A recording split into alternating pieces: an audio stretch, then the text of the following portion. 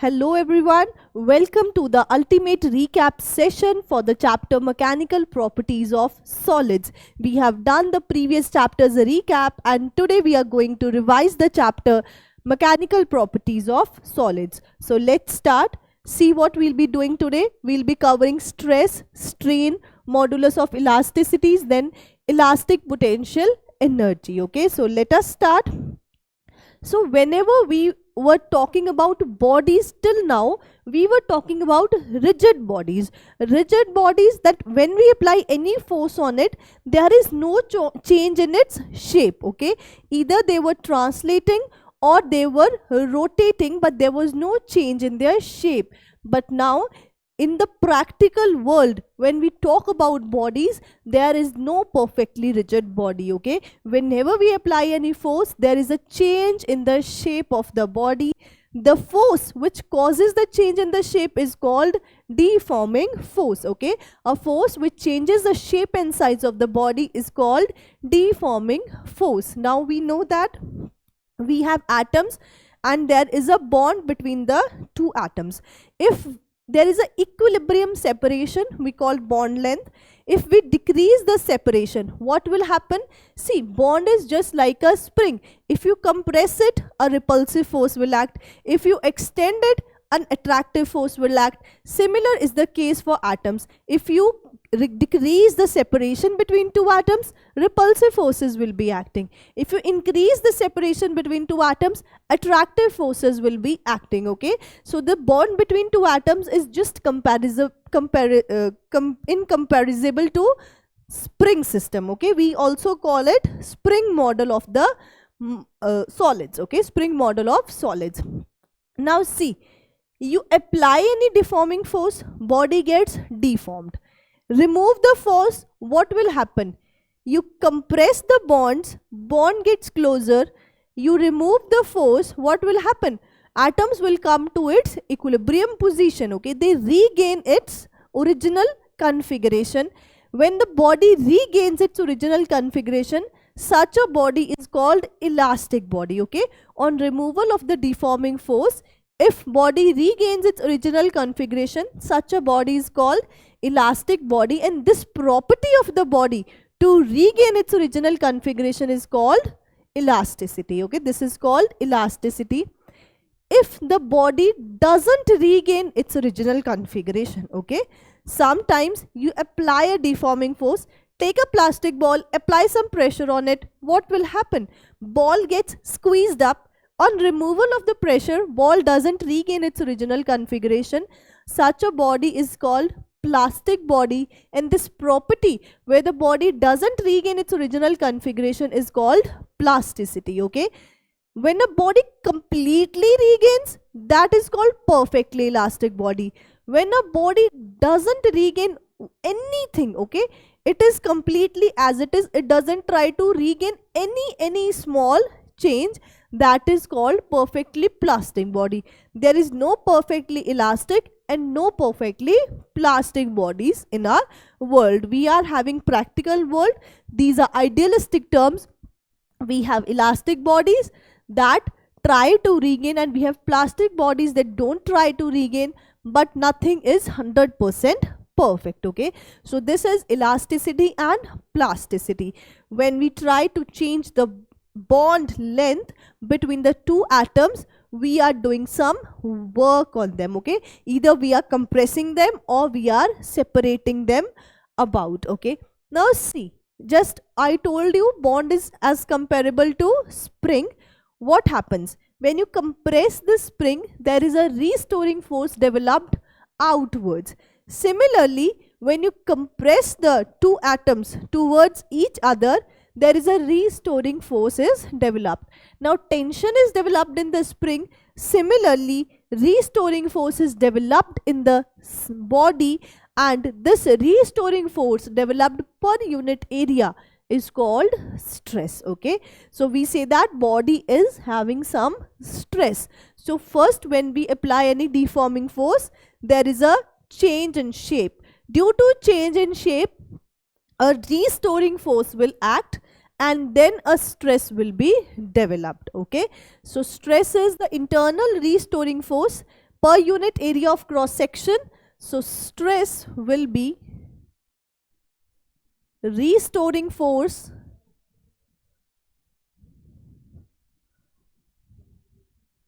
divided by area. Okay, stress will be restoring force divided by area.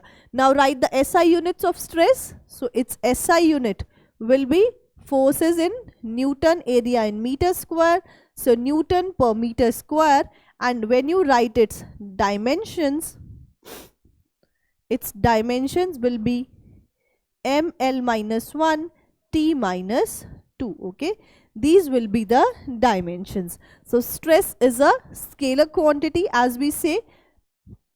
Okay, this is the stress. Now can we measure the restoring force developed?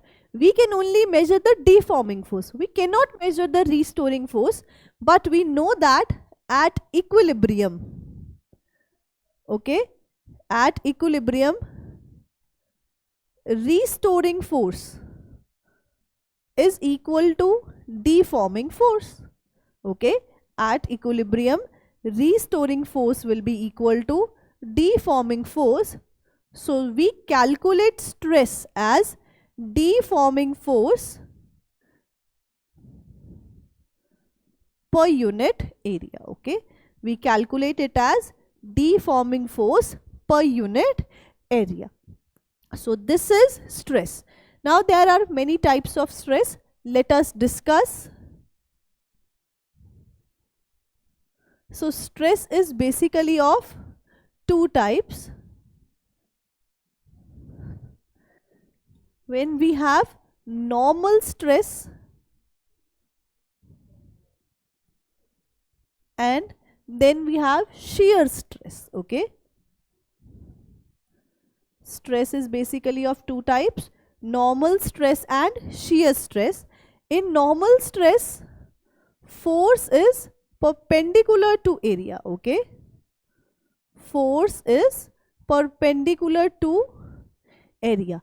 And in shear stress, force is parallel to area. Okay, force is perpendicular to area. If this is my area of cross section, this is my area of cross section, force is either like this word downwards or upwards. Now if this is my area of cross area and then force is tangential, then this such a stress is called shear stress or tangential stress. Okay, shear stress or tangential stress. Now see, whenever we have normal stress, okay,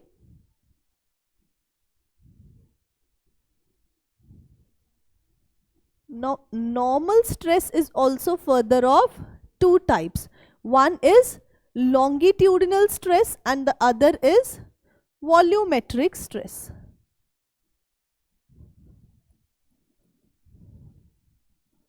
Volumetric stress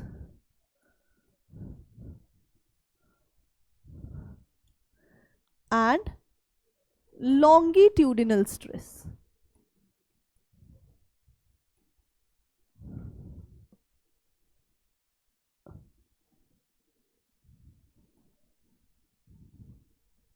Longitudinal stress. Okay, so in longitudinal stress, force is applied along the length and it will try to increase or decrease the length. Okay, there is one dimensional change. In volumetric stress, we apply force uniformly over the whole surface area. Okay, we apply force uniformly over the whole surface area. So volumetric stress can be like this. We have a ball. Okay, we have a ball. We apply force uniformly. Okay, a F force is applied uniformly over the whole area. Sorry, this will lead to change in its volume. Okay, this will lead to change in its volume. So what will happen? It will compress to a smaller volume like this. Now force is applied uniformly over the whole area. Such a stress is called volumetric stress. Okay, volumetric stress. And in longitudinal stress can be also of two types: tensile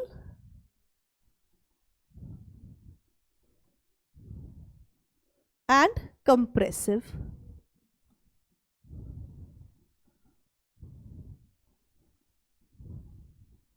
Now see, tensile stress or compressive stress, if we have a cylinder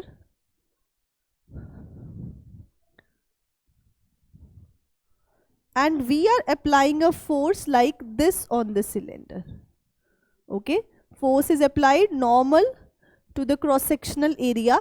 So in this case, what will be my tensile stress? Length will elongate, okay, length elongates.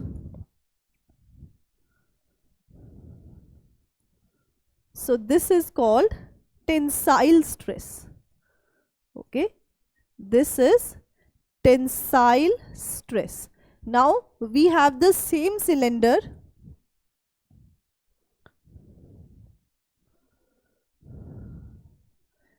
but now the force is applied like this.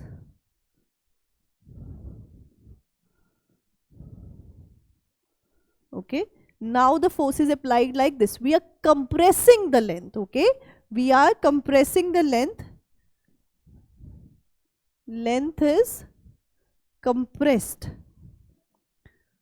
okay, we are compressing it, and then this is called compressive stress, okay, this is called compressive stress, this is called compressive stress. So these are the various types of stress. Now let us calculate. First let us calculate longitudinal stress.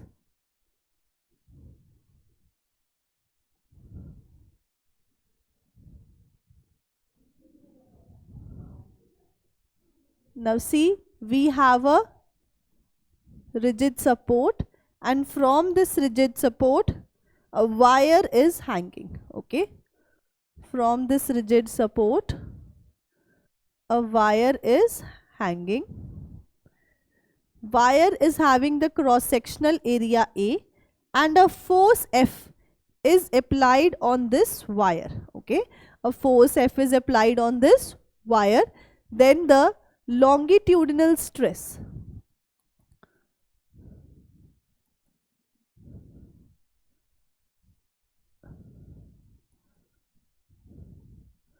let us write it over here. Longitudinal stress will be equal to F force is applied over A area of cross section. So this will be my longitudinal stress. Now let us calculate volumetric stress.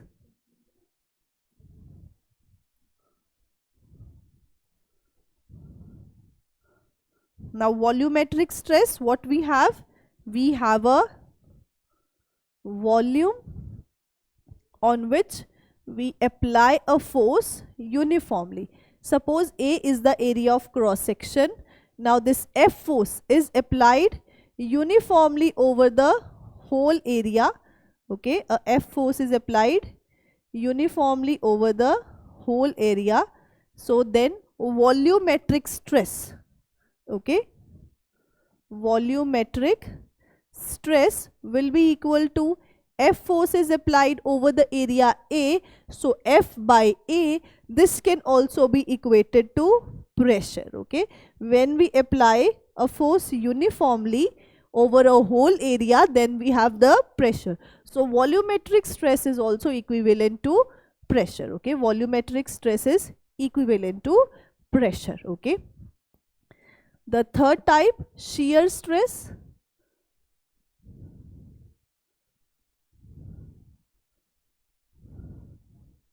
When we have shear stress, suppose we have a rectangular box like this, okay, this is resting on a surface such that this portion is fixed, okay, this face is fixed. Now we apply a force tangentially on the upper surface area A, okay, we applied a force tangentially on the upper surface area A. Now this force applied, what will happen? It will tilt like this, okay? It will tilt like this. You can do it on your home. Take a book having some thickness, apply a force tangentially on its upper face. What will happen? Book will tilt, okay? Sorry. So shear stress is force applied is F over the area A, so it will be F by A. Now A is the area on which force is applied tangentially, okay? This is stress. Now let us talk about strain. So what is strain? Whenever a deforming force is applied, there is a change in the shape, there is a change in the dimension of the body. So what fractional change is coming? That is called strain, okay? Ratio of the change produced in the dimension to the original dimension is called strain, okay? So strain is change in dimension to the original dimension, okay? Change in dimension to original dimension. That is called strain. So strain is the ratio of two similar quantities. So what we will have? It will have no units and no dimensions, okay? It is a dimensionless quantity because it is the ratio of two similar quantities, okay? Because it is the ratio of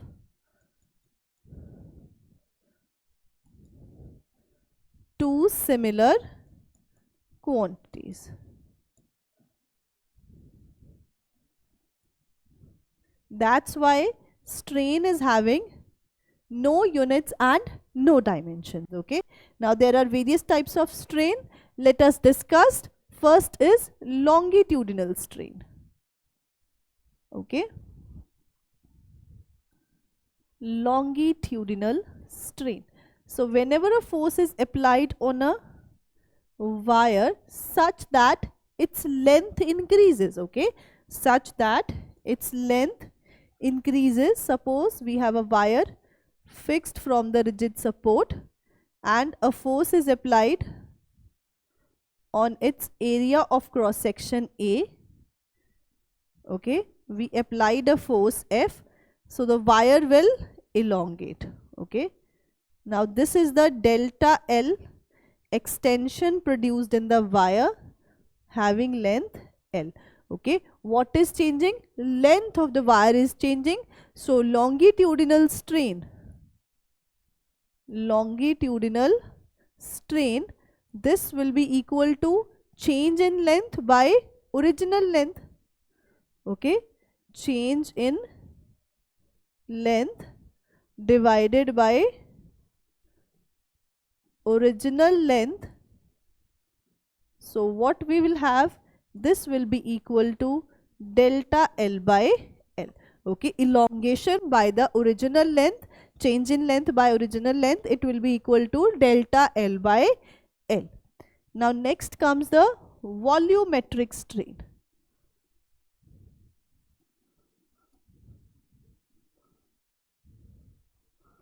Now what is volumetric strain? We have a volume, okay?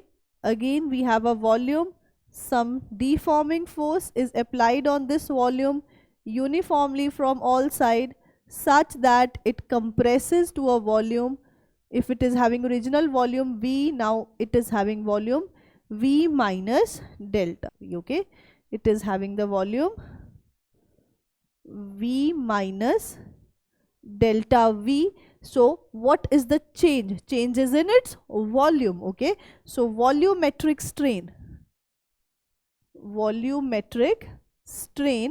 this will be equal to change in volume by original volume, that is delta V by V. Now the last type, shear strain.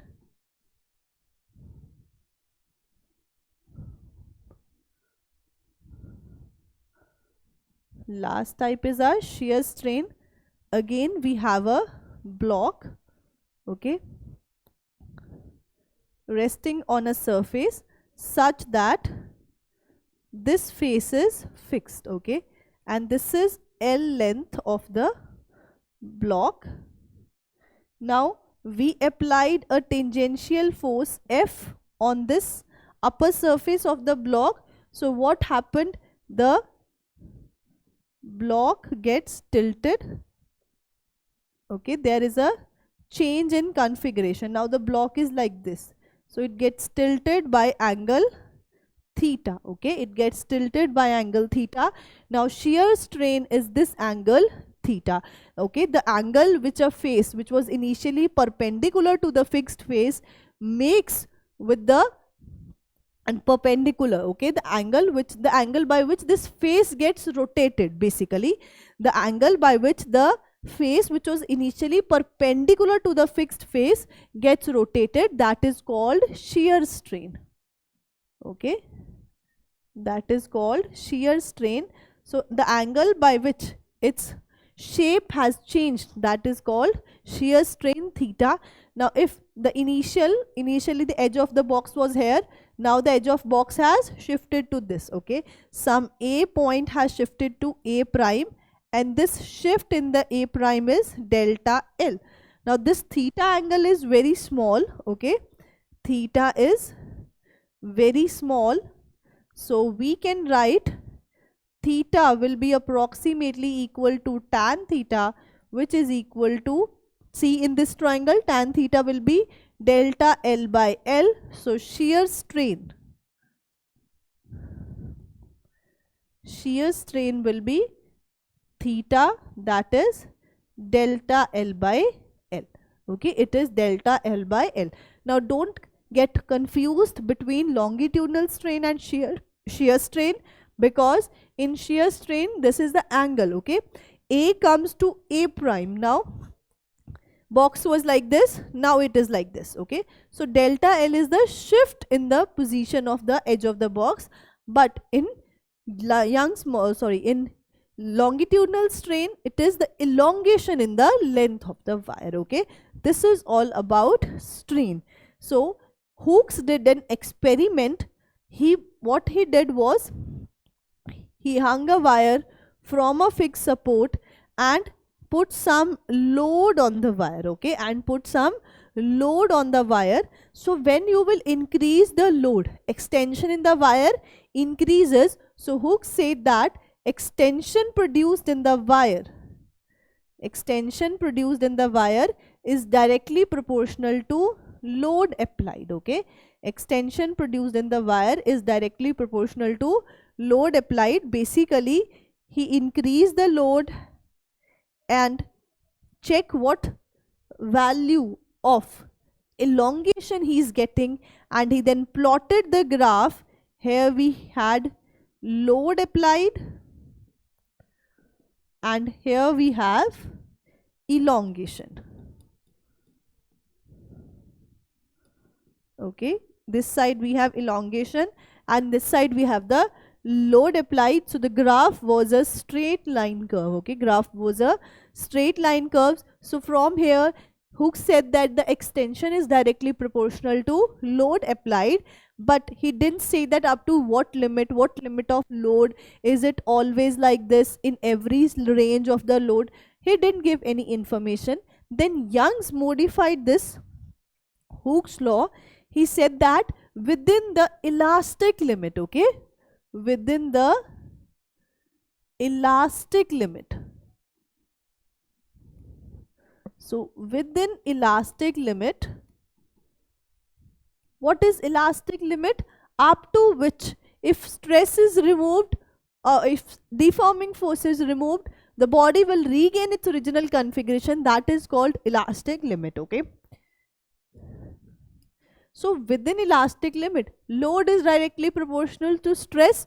More the load, more will be stress. Elongation is directly proportional to strain, okay, more the elongation, more will be the strain. So within elastic limit, he said stress is directly proportional to strain, okay, stress is directly proportional to strain. So if we remove the proportionality sign, we will add up a constant. So this stress by strain is equal to a constant K within the elastic limits. This is the more general form of Hooke's law. Okay, this is the more general form of Hooke's law given by Young. Okay, so stress is proportional to strain, or stress by strain ratio is called K. This K is the proportionality of constant called modulus of elasticity. Okay, it is called modulus of elasticity.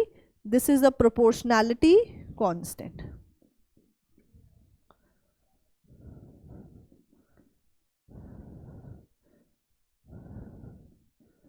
Proportionality constant called modulus of elasticity.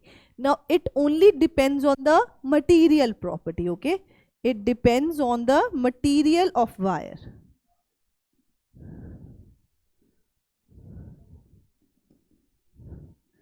It neither depends on the stress nor it depends on the strain. It depends on the material of the body. It is a property of material of the body. Now this modulus of elasticity we will study now. Okay, the ratio of stress to strain is called modulus of elasticity.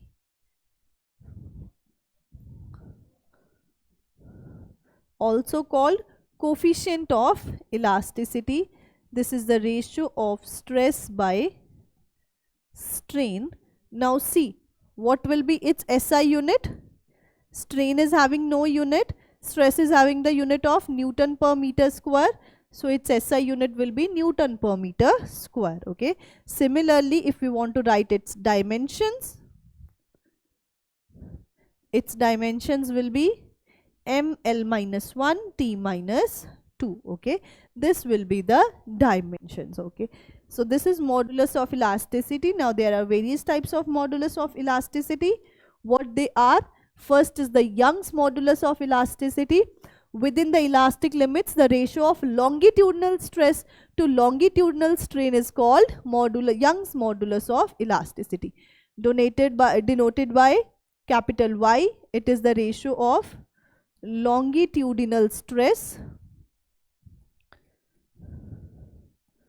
to longitudinal strain.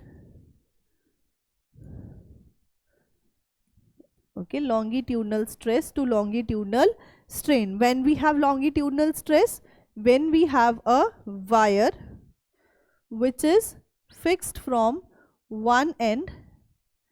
Okay, we have a wire which is fixed by a rigid support from the one end.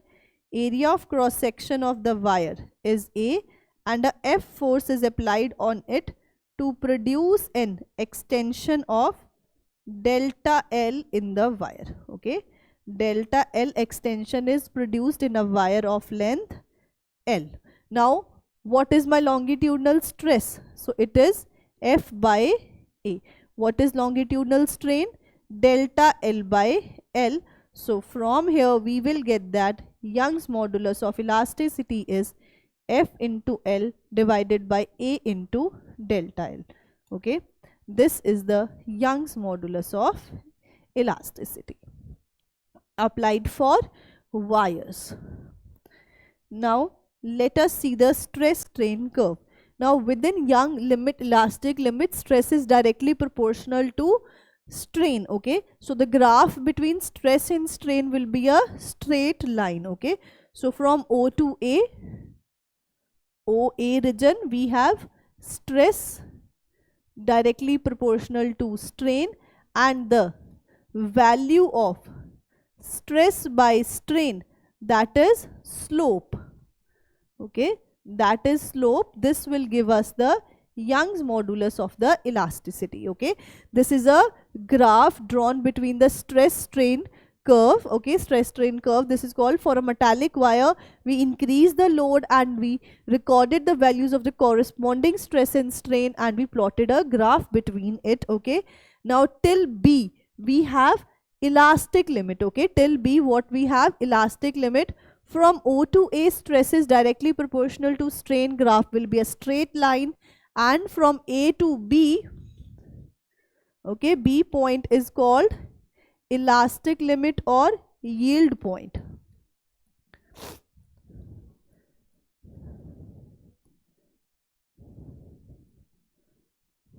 And this corresponding stress, the stress corresponding to the yield point SY, this is called yield stress.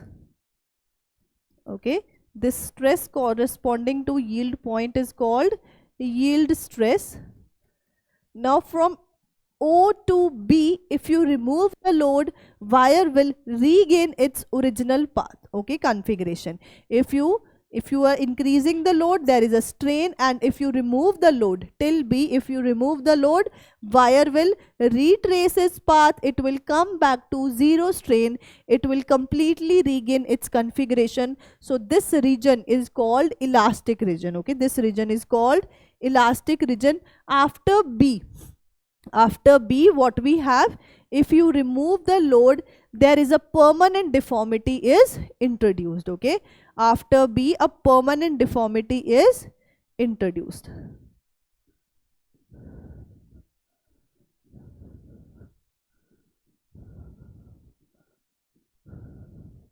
which is called permanent set.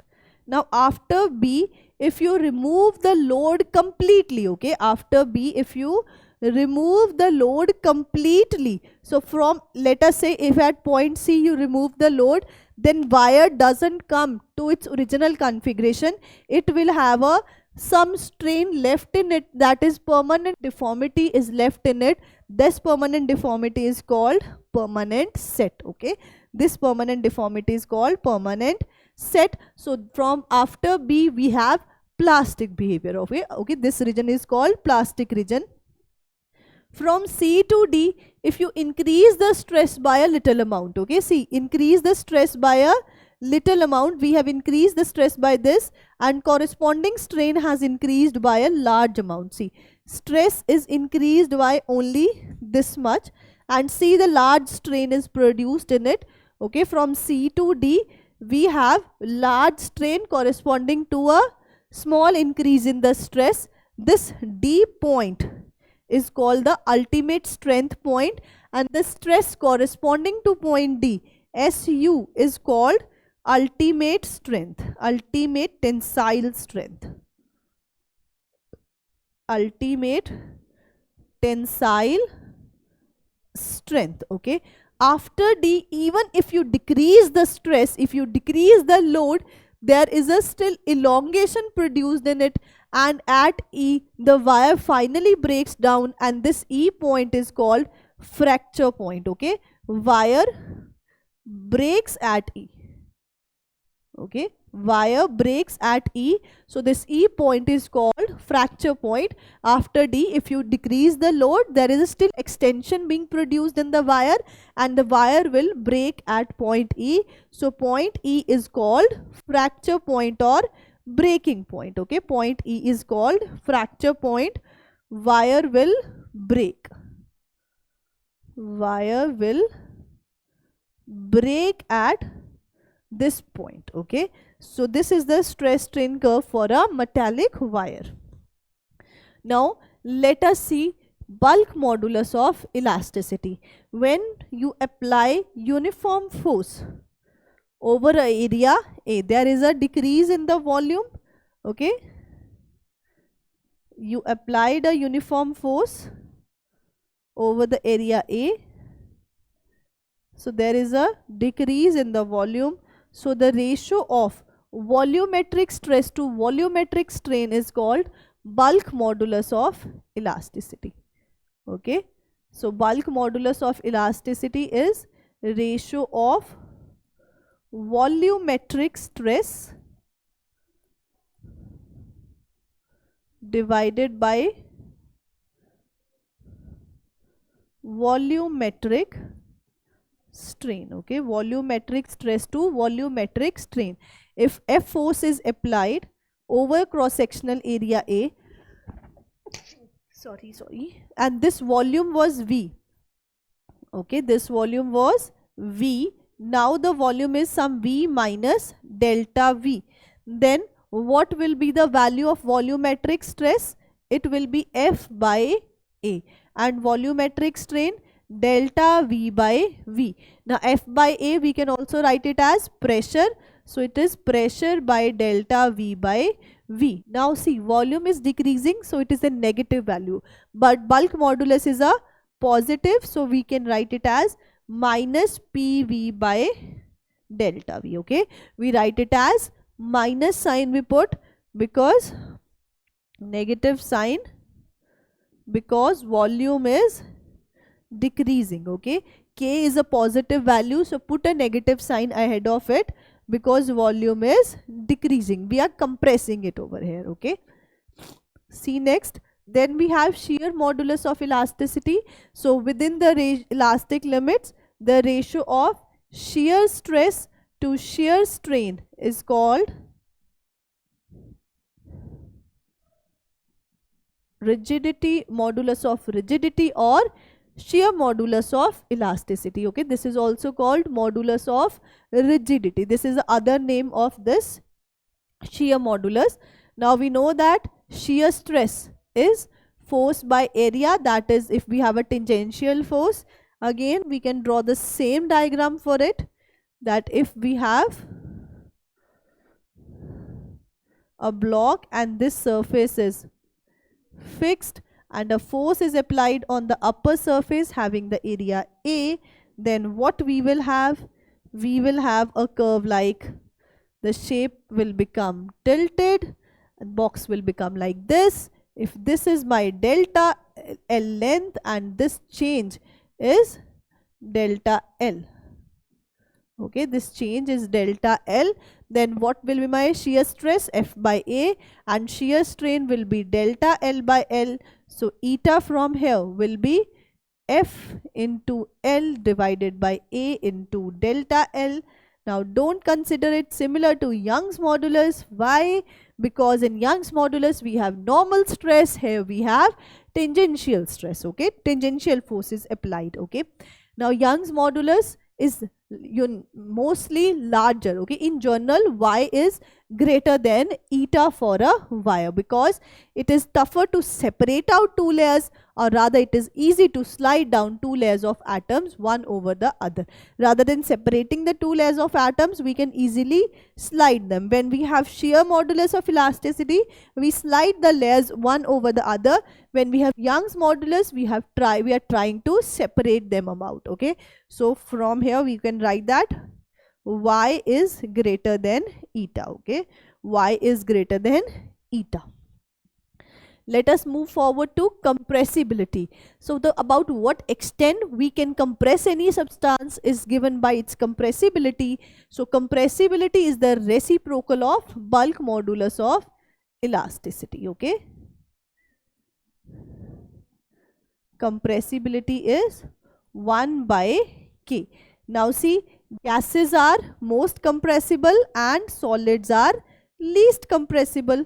Why? Because there is a large vacant space between the molecules of gas. So when we compress the gas, the molecules come closer and gas is compressed.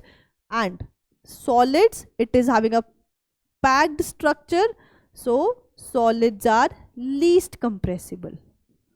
Okay, gases are most compressible and solids are least compressible. So compressibility of solids is less than the compressibility of gases, or in other words we can say bulk modulus of elasticity for solids is greater than the bulk modulus of elasticity for gases. Okay, and let us come to Poisson ratio. Now what is Poisson ratio? Suppose we have a wire. Okay, we have a wire which is hanging from a rigid support. Okay, we have a wire which is hanging from a rigid support. Now when we applied an F force on the wire, its length will increase. If there is an increase in the length, what will happen? its area of cross section will decrease. Okay, there is a decrease in the diameter of the wire.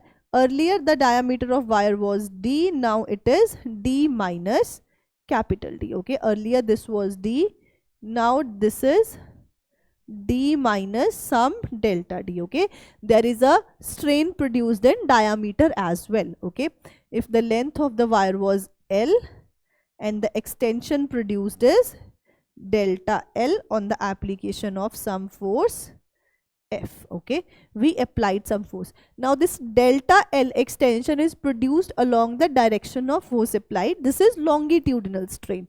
The strain which is perpendicular to the direction of force is called lateral strain. Okay, that is called lateral strain. Now if you see in this lateral strain, what will be the value of lateral strain? Lateral strain will be delta D is the change in diameter divided by original diameter. This will be our lateral strain, and Poisson's ratio is the ratio of lateral strain to longitudinal strain. Okay, it is denoted by sigma. So this is equal to lateral strain to longitudinal strain. Okay, lateral strain to longitudinal strain. The ratio of lateral strain to longitudinal strain is called Poisson ratio. So what is my lateral strain? Delta D by D. And what is my longitudinal strain? Delta L by L. This ratio is called sigma. Okay, this ratio is called sigma. And what is the relation between all these three? So y, k, all these four, y, k, eta and sigma. Young's modulus, bulk modulus of elasticity, then we have shear modulus of elasticity or modulus of rigidity, and then we have Poisson ratio.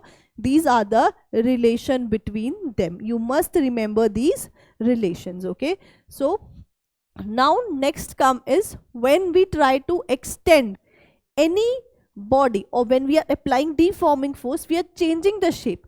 What we are doing is we are changing the intermolecular distances. Okay, we are changing the intermolecular distances. There is an intermolecular force of attraction between the molecules. If you are trying to separate them out, you are doing some work against the intermolecular force of attraction. This work done is stored as elastic potential energy. Okay, the work done against the interatomic forces is stored in the form of elastic potential energy. So what is elastic potential energy?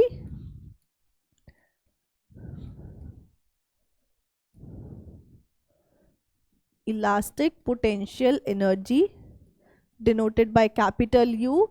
This is equal to half into stress into strain into volume. Okay, this is half into stress into strain into volume. So for a wire, we know that stress by strain, y is equal to, or any modulus of elasticity is equal to stress by strain. You can substitute the values from over there. If we have a wire, we can write it as y is equal to stress by strain. So we can write stress as strain into y, then it will become half y strain score into volume. And if you want to replace strain, you can replace the strain. Okay, so U is equal to half into stress into strain into volume. This is the elastic potential energy. Now if you want to calculate energy density,